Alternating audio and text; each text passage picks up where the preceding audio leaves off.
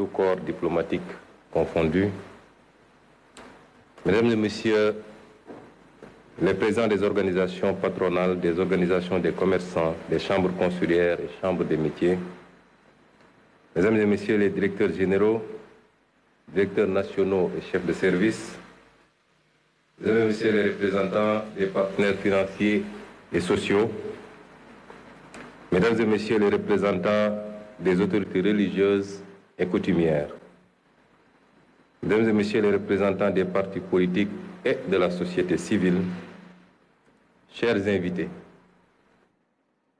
je crois que nos talentueux artistes qui viennent de présenter ont pratiquement résumé la journée qui nous réunit aujourd'hui. Il y a des moments dans la vie d'une nation qui transcendent les défis immédiats, des instants où l'ambition collective prend le dessus sur les intérêts particuliers. Aujourd'hui en est un. Excellence, Monsieur le Président de la République, Mesdames et Messieurs, ce qui nous réunit aujourd'hui, la vision 2050 pour le Sénégal, est l'aboutissement d'un long combat qui a pris sa source il y a un peu plus de 10 ans, dans le refus de la malgouvernance, de l'injustice et de l'arbitraire au sein de l'administration. Il s'est transformé ensuite en un projet politique solide, ambitieux et progressivement porteur d'espoir. Les Sénégalais l'ont plébiscité le 24 mars 2024 par le choix net porté sur le président Bassirou Diomaye Diakhar Faye à la magistrature suprême. Si nous nous sommes opposés avec résilience pendant tant d'années, c'est que, en patriotes convaincus, nous étions conscients et inquiets des ravages, des mauvais choix, des mauvaises pratiques de nos élites gouvernantes depuis l'indépendance sur notre pays. Au moment du bilan, le constat est celui d'une économie marquée par des décennies de dépendance et de mauvaise gouvernance, où les opportunités pour la jeunesse, les femmes et les entreprises locales ont souvent été sacrifiées au profit d'intérêts personnels. Excellence, Monsieur le Président de la République, vous avez matérialisé votre attachement à une gouvernance transparente et vertueuse des affaires publiques dès votre passation de pouvoir en diligentant des audits, parmi lesquels l'audit des finances publiques, dont les conclusions que nous avons présentées il y a quelques jours ont révélé la gravité des errements coupables du régime sortant. Les fragilités structurelles de l'économie sénégalaise, une dépendance aux ressources extérieures et aux matières premières, un secteur privé trop limité, ainsi qu'une gouvernance administrative souvent inefficace, plombée par la corruption. Après ce courageux exercice de dressage de la situation de référence et de vérité à l'endroit du peuple sénégalais et des partenaires, nous revoilà devant vous pour présenter le nouveau référentiel de nos politiques publiques et sociales. Monsieur le Président de la République, rappelons que vous avez été élu sur la base d'une offre programmatique intitulée « Le projet pour un Sénégal souverain, juste et prospère ». Dès votre installation, vous avez bien voulu nous faire l'honneur de nous confier la passionnante mission d'opérationnalisation des idées innovantes que vous y défendez, pour une rupture qualitative et profonde. Il s'agissait pour vous de poser les fondations d'une transformation systémique par des solutions durables, non pas pensées dans le mode fast-track, mais qui reposent sur une vision à long terme, qui transcende les clivages politiques pour refonder le Sénégal sur des bases solides et durables. L'équipe de conception, composée d'experts de la primature et du ministère de l'économie, du plan et de la coopération, s'est immédiatement alors mise en place sous la direction du ministre de l'économie, du plan et de la coopération et du ministre secrétaire général du gouvernement sous ma supervision. À cette équipe est venue s'ajouter l'expertise du cabinet Performance, qui, dans un élan patriotique, est venu offrir sa contribution à cette phase d'élaboration du référentiel. Ce groupe de travail s'est donné corps et âme sans répit durant ces 4 derniers mois, à organiser des retraites, des veilles et même pour aboutir aux résultats qui nous réunissent aujourd'hui. Les choix d'élaboration de ce document reflètent les options fortes de son Excellence, Monsieur le Président de la République, de faire confiance à l'expertise locale, d'une part, et d'impliquer davantage le secteur privé national dans toute définition et exécution des politiques et programmes publics.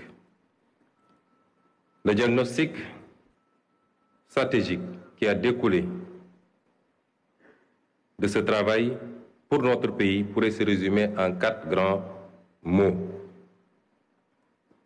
Notre modèle ne crée pas de valeur, une croissance d'à peine 0,4% en moyenne du PIB, une gouvernance qui ne favorise pas l'éclosion, 10 entreprises pour 10 000 habitants au Sénégal contre 500 pour 10 000 au Maroc et 709 pour 10 000 à Singapour, une population active mais peu productive, 80% sont des ouvriers, commerçants ou artisans, le privé génère 2 fois moins d'emplois que le public.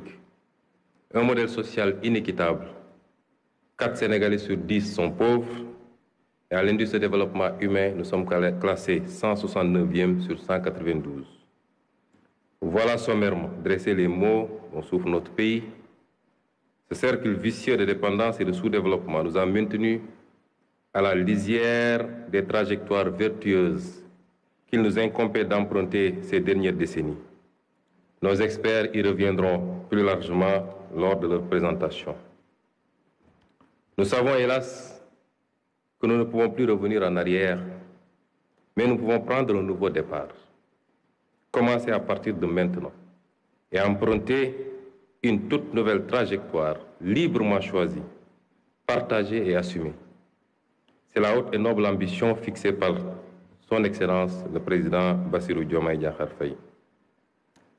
Pour y parvenir, nous ne ferons plus comme avant, courir d'une réforme à une autre, d'un projet à un autre, touchant à tout, laissant bien souvent par-ci, par-là un goût d'inachevé, et toujours dans la précipitation électoraliste et le diktat du prochain mandat.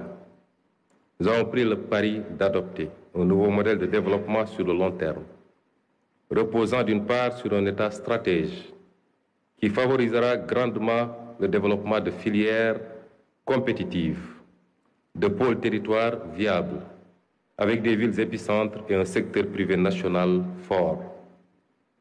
Comment y parvenir?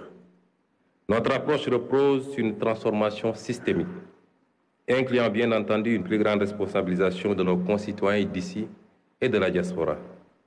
À l'instar des économies qui ont décollé, nous développerons quelques solides moteurs de croissance sur lesquels nous appuierons pour créer une économie compétitive, gage d'un Sénégal souverain, juste et prospère. Nous l'illustrons en vous présentant l'arbre qui symbolise et synthétise notre vision 2050. Voici le baobab, emblème national. 4 parties principales composent cet arbre majestueux, familier dans nos paysages. Des racines, un tronc, des branches et des fruits. Voilà, mesdames et messieurs, les 4 axes stratégiques de l'agenda national de transformation du Sénégal. Notre baobab repose sur de solides racines qui représentent la bonne gouvernance et l'engagement africain.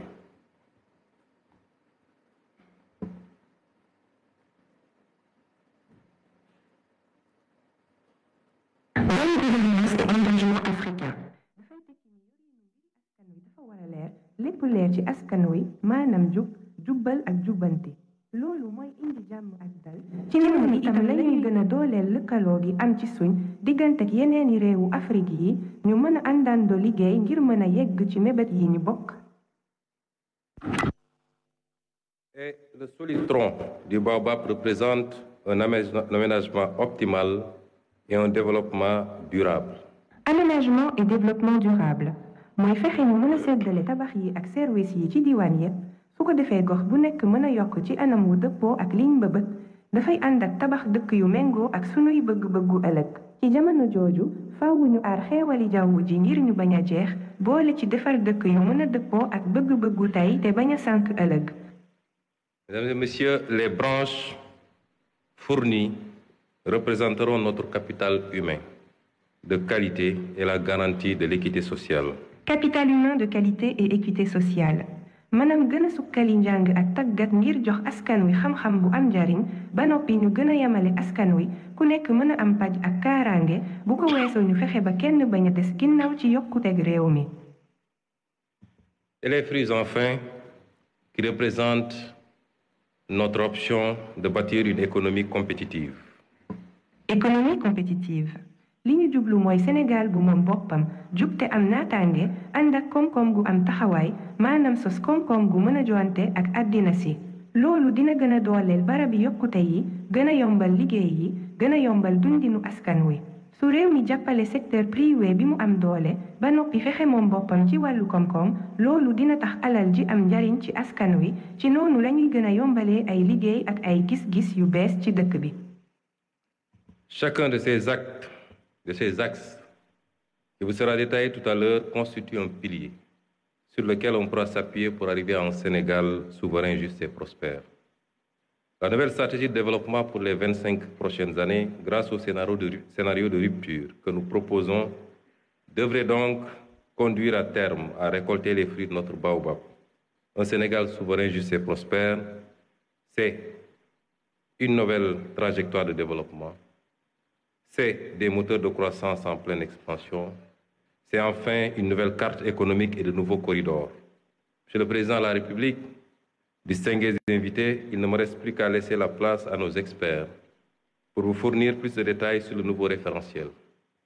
La présentation se fera en 3 étapes. Le diagnostic, qui sera introduit par M. Cheikh Moudou Thiam, directeur de la planification au ministère de l'économie, du plan et de la coopération. La vision 2050 par M. Victor Ndiaye du cabinet Performance. La déclinaison quinquennale et le cadre de mise en œuvre par M. Souleymane Diallo, directeur général de la planification et des politiques économiques au ministère de l'économie, du plan et de la coopération.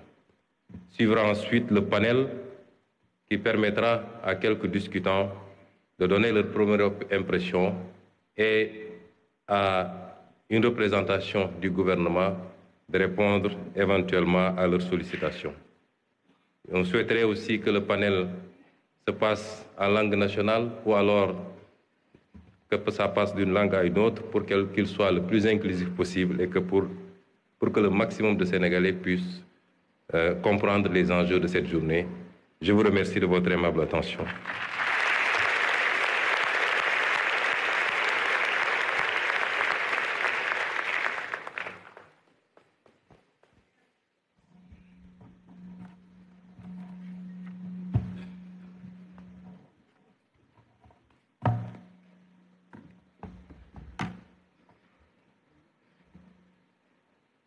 Merci beaucoup.